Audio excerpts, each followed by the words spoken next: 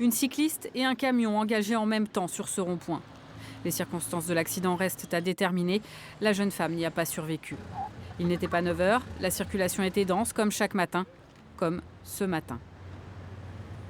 Ça fait peur quoi, enfin je veux dire c'est une maman, il y a une école à côté, ça peut arriver à n'importe qui. Moi je suis arrivée 1 minute après, ça aurait pu être moi, enfin voilà, ça fait peur. Sur ces boulevards, les bus, les vélos, les piétons et les voitures doivent cohabiter. À quelques mètres de là, l'année dernière, le fils de Maxime a échappé de peu à un accident. Son copain a été projeté à plusieurs mètres du passage piéton par une voiture qui circulait en sens inverse sur une voie réservée aux bus.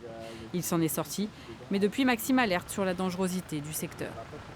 Il y a beaucoup de monde dans la zone, enfin, beaucoup de circulation. Là, on voit toutes les voitures à l'arrêt, des tensions entre les automobilistes, les piétons, les bus et les cyclistes. Après, il y a ici la voie réservée aux bus et en sens interdit pour les voitures. Tous les jours, on en voit passer des voitures à 50 à 80 km/h avec le téléphone à la main. Certains le font involontairement parce qu'il manque de la signalisation et d'autres volontairement pour gagner 3 minutes sur les bouchons au lieu de faire le tour.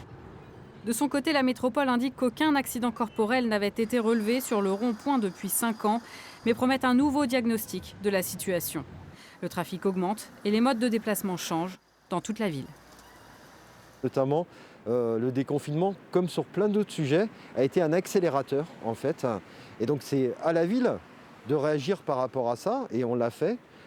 Notamment sur l'urbanisme tactique, etc., pour pouvoir répondre à des enjeux dans l'immédiateté.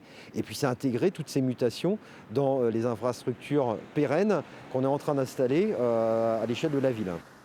Le mois prochain, une école va ouvrir ses portes juste à côté du rond-point. Des passages piétons sécurisés font partie du projet.